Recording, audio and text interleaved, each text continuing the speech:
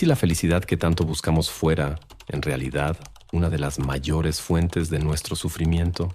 ¿Y si el dolor que sentimos al despertar no viniera de la vida en sí, sino de nuestro apego a la idea de cómo debería ser?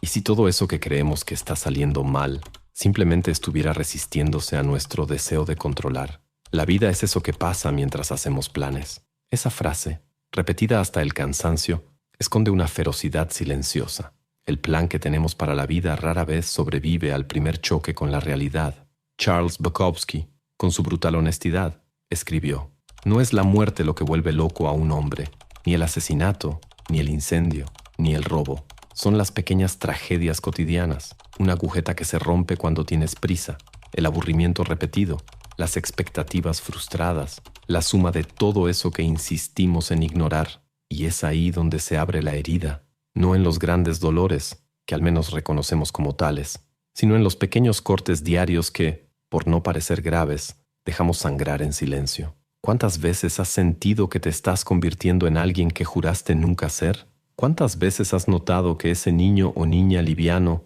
curioso y vibrante que algún día fuiste, ahora parece un recuerdo lejano, casi inventado? La vida adulta llega, impone deberes, responsabilidades y exigencias, y con el tiempo, como quien talla una piedra con gotas de agua, nos endurece, nos transforma, y ni siquiera nos damos cuenta. Pero, ¿y si el error estuviera en la forma en que miramos todo esto? Albert Camus llamó el absurdo al conflicto entre nuestro deseo innato de encontrar sentido y la total indiferencia del universo en ofrecernos uno. Schopenhauer afirmó que el hombre vive en busca de la felicidad, pero que al alcanzarla solo encuentra decepción. Esos pensamientos que pueden parecer sombríos a primera vista esconden una sabiduría liberadora. El dolor que sentimos muchas veces no proviene de la vida, sino de cuánto insistimos en que sea diferente. Este video es una invitación a soltar, a reír en medio del caos, a bailar mientras todo arde, no como un gesto de indiferencia, sino como un acto de rebeldía lúcida. Como diría Nietzsche, quiero aprender cada vez más a ver como bello aquello que es necesario. Aquí vamos a explorar una mentalidad que parece absurda, y tal vez lo sea, pero es precisamente en ella donde habita una libertad que nadie puede arrebatarte. Una libertad que comienza cuando dejas de aferrarte a la idea de cómo debería ser la vida y comienzas, de verdad, a vivir con lo que es. Es curioso cómo, cuando la vida realmente duele, casi nunca es por lo que esperábamos. Crecemos imaginando que los grandes dolores llegarán con sirenas, la pérdida de un ser querido, una enfermedad devastadora, un accidente. Pero lo que nos aplasta, la mayoría de los días, es silencioso. Es el despertador sonando otro lunes más. Es el correo que nunca llega. Es la mirada vacía en el espejo. Es la maldita agujeta que se rompe. Charles Bukowski lo captó como pocos. Escribió que no es la muerte la que vuelve loco a un hombre, sino la sucesión continua de pequeñas tragedias. Esa sucesión lenta, repetitiva, agotadora, que nos va robando poco a poco, no de golpe, como en un asalto, sino como una fuga invisible que solo notamos cuando el alma ya está seca. El problema es que hemos aprendido a ignorar esos dolores, a llamarlos tonterías, a seguir adelante, tragándonos la frustración junto con el desayuno. Pero la acumulación es implacable, y un día, sin saber exactamente por qué, explotamos con alguien por un motivo ridículo, o nos encerramos en el cuarto sin ganas de salir, o peor, dejamos de sentir. Esa anestesia emocional, ese entumecimiento del alma, es el precio que pagamos por fingir que nada duele. Pero todo duele. Duele la falta de sentido en los gestos automáticos, duele el ruido constante de la ciudad y la ausencia de una voz amiga, duele el esfuerzo de sonreír en lugares donde tienes que fingir que estás bien, y duele aún más darte cuenta de que nadie parece notarlo. Lo más cruel de ese dolor invisible es que no nos quiebra de golpe, nos moldea, nos transforma en versiones más duras, más escépticas, más impacientes de nosotros mismos. Poco a poco dejamos de jugar, de reír con ganas, de emocionarnos con una película tonta. Nuestra mirada se apaga, la risa se vuelve sarcasmo, la curiosidad se convierte en cansancio. Así es como nos perdemos. Y detrás de ese dolor silencioso existe una idea aún más peligrosa, la de que, si la vida duele, es porque estamos fallando, porque no estamos siendo lo suficientemente productivos, lo bastante positivos, tan fuertes como deberíamos. Vivimos en una época que nos enseña que cualquier sufrimiento es señal de debilidad, cuando en realidad sentir es señal de humanidad. Y entonces, en el intento de silenciar el dolor, empezamos a apegarnos. Nos aferramos a metas, a estatus, a rutinas sofocantes, a relaciones que ya murieron, a una falsa idea de control. Sujetamos con fuerza lo que se nos escapa de las manos, como si eso pudiera salvarnos, pero solo nos hunde más. Y tal vez, solo tal vez, la salida esté en hacer lo contrario, en soltar, en aceptar que hay días en los que todo parece inútil y no pasa nada, que hay semanas en las que el mundo pesa demasiado y que eso no nos hace débiles, sino reales, que la ligereza no nace de la ausencia de dolor, sino del valor de no esconderlo. Porque cuando empezamos a nombrar ese dolor invisible, deja de controlarnos. Cuando reconocemos que la vida duele y aún así seguimos adelante, algo cambia, se abre un espacio. Y dentro de ese espacio, tal vez, la primera chispa de la libertad. Hay una escena silenciosa y casi invisible que se repite en la vida de muchos. Un día te despiertas, te miras al espejo y ya no reconoces a la persona que está ahí. No porque te hayas cambiado el corte de cabello, ni porque el tiempo haya dejado arrugas, sino porque, en el fondo, algo esencial quedó atrás. Cuando éramos niños, jurábamos nunca ser como ellos, los adultos grises, apresurados, irritables, esos que parecían vivir en automático, que se quejaban de todo, sin tiempo para nada. Nos miraban como si nuestra alegría fuera una molestia, y nosotros jurábamos, yo nunca voy a ser así. Pero el tiempo es sigiloso. Sin darnos cuenta, vamos cediendo. Cambiamos sueños por seguridad, juegos por juntas, espontaneidad por planeación. Y poco a poco, el niño alegre y curioso que vivía dentro de nosotros va siendo empujado hacia los rincones más oscuros del alma, hasta que se vuelve solo un eco. Nos convencemos de que estamos madurando, que así es la vida real, y tal vez sí lo sea. Pero la pregunta que nadie se hace es, ¿vale la pena ese precio? El filósofo Friedrich Nietzsche dijo una vez, el verdadero hombre quiere dos cosas, peligro y juego. Por eso quiere a la mujer como el juguete más peligroso, dejando de lado la provocación machista de la frase, lo que nos interesa aquí es el corazón de la idea, la vida, cuando deja de tener espacio para el juego, para el improviso, para la risa, se vuelve insoportablemente dura. Y eso es lo que nos pasa a muchos. Nos tomamos tan en serio la idea de llegar a ser alguien en la vida que se nos olvida ser alguien dentro de nosotros mismos. El sistema en el que crecimos nos vendió una mentira sofisticada, que nuestro valor está en lo que hacemos, en cuánto producimos, en cuánto nos admiran. Desde pequeños aprendimos que para ser amados teníamos que rendir, ser buenos alumnos, hijos ejemplares, profesionales destacados, y en ese camino nuestro yo espontáneo fue siendo descartado como si fuera un lujo infantil. Pero la verdad es que ese yo era la parte más viva de nosotros. Era quien sabía reír sin razón, bailar sin pena, preguntar sin miedo. Era quien tenía sed de mundo. Y cuando lo abandonamos, algo en nosotros también muere. Lo más cruel es que, al endurecernos, empezamos a parecernos justo a esas figuras que algún día despreciamos. Ese hombre en el metro, con el ceño fruncido y ajeno a la risa. Esa mujer gritándole a un niño por estar haciendo relajo. Ese viejo gruñón que parece haber perdido las ganas de vivir. ¿Pero de verdad lo perdimos? ¿O simplemente nos desconectamos de ello? Porque fíjate, la chispa aún está ahí. Nunca se fue. Solo quedó enterrada bajo capas y más capas de frustración, decepción y rigidez. Y cuando dejamos de permitirnos sentir, jugar, equivocarnos, nos convertimos en víctimas de una tragedia silenciosa, el autoabandono. Ese es el verdadero dolor, no el fracaso, no el rechazo, sino el abandono de nuestra propia esencia en nombre de una promesa que nunca se cumple, la de que, si hacemos todo bien, algún día la alegría volverá. Spoiler, no regresa sola, hay que salir a buscarla, o mejor dicho, rescatarla. Rescatarse a uno mismo no es volverse infantil ni irresponsable. Es simplemente recordar quién eras antes de convencerte de que debías ser otra persona. Es reaprender a reírte de ti mismo, a no tomarte todo tan en serio, a mirar la vida con ojos nuevos, aunque estén cansados. Es negarte a ser solo otro rostro apagado en la multitud de sobrevivientes. Es volver a vivir, de verdad. ¿Cuántas veces has pensado, si hago todo bien, la vida me va a recompensar? Esa creencia es como un contrato invisible que firmamos en la juventud. Pero el problema es que nadie nos dijo que el mundo nunca leyó ese contrato, y tampoco lo firmó. Desde pequeños nos enseñan a perseguir la estabilidad, el éxito, la felicidad, como si fueran logros lineales, accesibles para quien se esfuerza lo suficiente, pero el mundo real no es una ecuación, y vivir intentando resolver la vida como si fuera un problema matemático es el camino más directo hacia el agotamiento.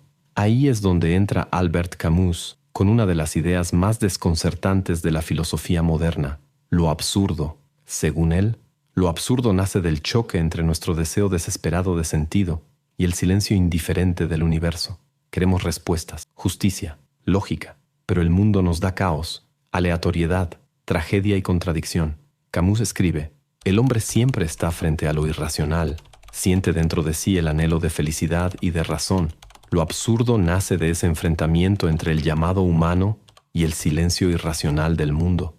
En otras palabras, no es que la vida sea absurda, sino que nuestro intento de sacarle una coherencia absoluta es lo que resulta absurdo. Y mientras más tratamos de forzarla a encajar en nuestros moldes, más se nos escapa de las manos. Schopenhauer, aún más sombrío, afirmaba que la vida es un ciclo infinito de deseos. Cuando cumplimos uno, enseguida aparece otro. Y aun cuando conseguimos eso que tanto buscábamos, muchas veces nos invade una sensación de vacío. Él escribe: el hombre nunca es feliz, pero pasa toda su vida buscando algo que cree que lo hará feliz. Rara vez lo consigue, y cuando lo hace, descubre que no era suficiente. Suena desesperanzador, y quizá lo sea, pero hay algo profundamente liberador en ese reconocimiento. Si la vida no nos debe un sentido, podemos dejar de exigirle que se comporte como una historia con final feliz. Podemos, por fin, dejar de pelear con ella. Eso no significa rendirse a la apatía, ni vivir como si nada importara. Significa vivir como si todo pudiera ser aceptado, incluso aquello que no entendemos. Significa cambiar el control por la presencia, la rigidez por la fluidez, la exigencia por la curiosidad. El Tao Te Ching, uno de los textos más antiguos del pensamiento oriental, dice: aquel que intenta controlar el mundo no lo comprende. El mundo es un vaso sagrado. No se puede controlar. Quien lo intenta, fracasa. Quien lo sostiene, lo pierde. Esa sabiduría milenaria repite la misma verdad. El sufrimiento profundo no proviene solo de lo que nos sucede, sino de nuestra resistencia a aceptar lo que nos sucede.